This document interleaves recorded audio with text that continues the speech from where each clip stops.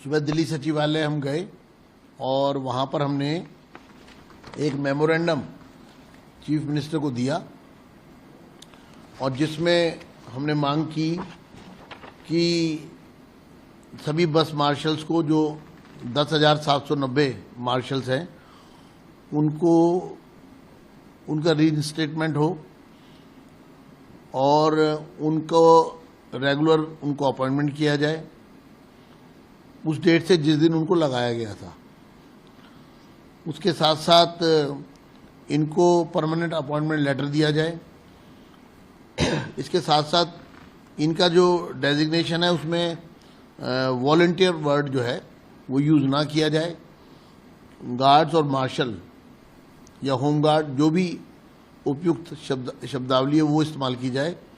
इसके साथ साथ हमने ये भी कहा था कि इनको पेमेंट ऑफ वेजेस हो, ना कि ऑनरेरियम। इसके साथ साथ एक बहुत बड़ा नुकसान जो दिल्ली के अनुसूचित जाति वर्ग का किया इन्होंने, 10,790 लोग लगाए, लेकिन उसमें कोई एससी नहीं था,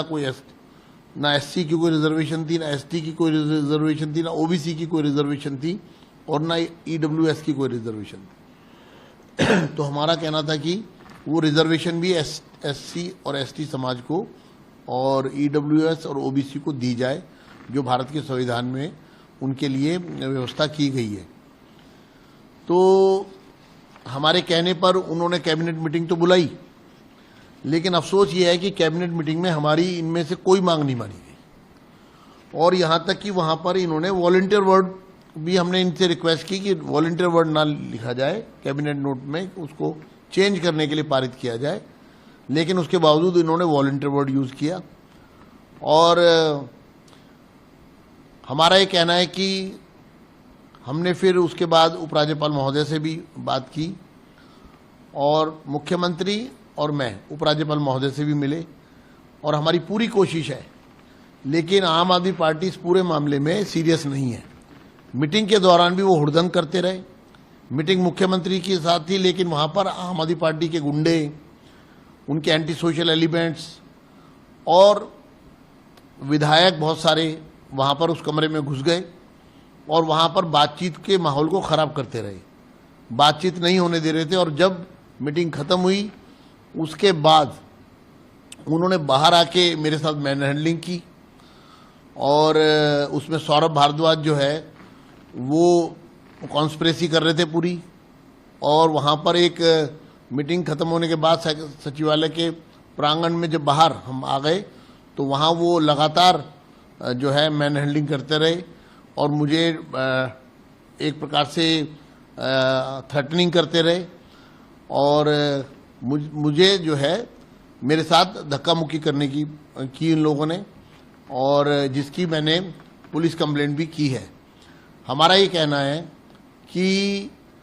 अगर आम आदमी पार्टी मार्शल्स को लगाने, पक्का करने में इंटरेस्टेड होती तो जो आज कैबिनेट नोट पास किया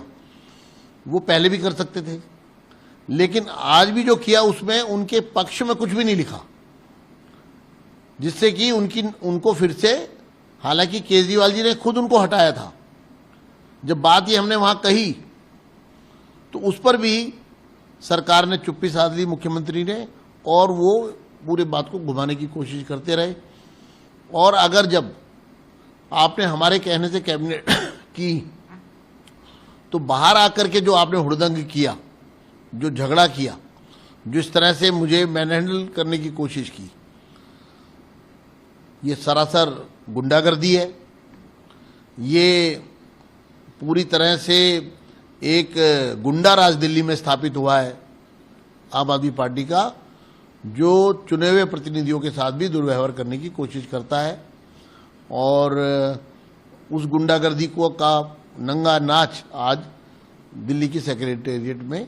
इन्होंने किया। एलजी साहब से मिले थे आप, क्या बात? एलजी साहब से हमारी मीटिंग हुई, उसमें जो मुख्यमंत्री, क्योंकि हमारा पहले दिन से कहना है कि जब तक दिल्ली की सरकार इस पर कोई कार्रवाई नहीं करेगी, जब तक दिल्ली की सरकार इस मामले को आगे नहीं बढ़ाएगी, तो आज वहां पर मुख्यमंत्री ने इस बात को फिर माना कि हम इस पर कमेटी बनाएंगे, फाइल चलाएंगे, और वही हम चाहते थे कि दिल्ली सरकार उस पर कदम उठाए और दिल्ली सरकार उस पर कार्रवाई करे, और दिल्ली सरकार जो है वो जब तक मार्शल्स की फाइल आगे नहीं बढ़ाएगी, चीज़ें आगे नहीं बढ़ पाएंगी। और आज अगर ये 1 साल पहले कर देते तो आज तक ये सब लोग कभी के पक्के हो चुके होते और इनको बहाल किया जा चुका होता। लेकिन आम आदमी पार्टी शायद नहीं चाहती है इनको बहाल करना, इसलिए कथनी और करनी में अंतर है। कहते कुछ और है और करते कुछ और है।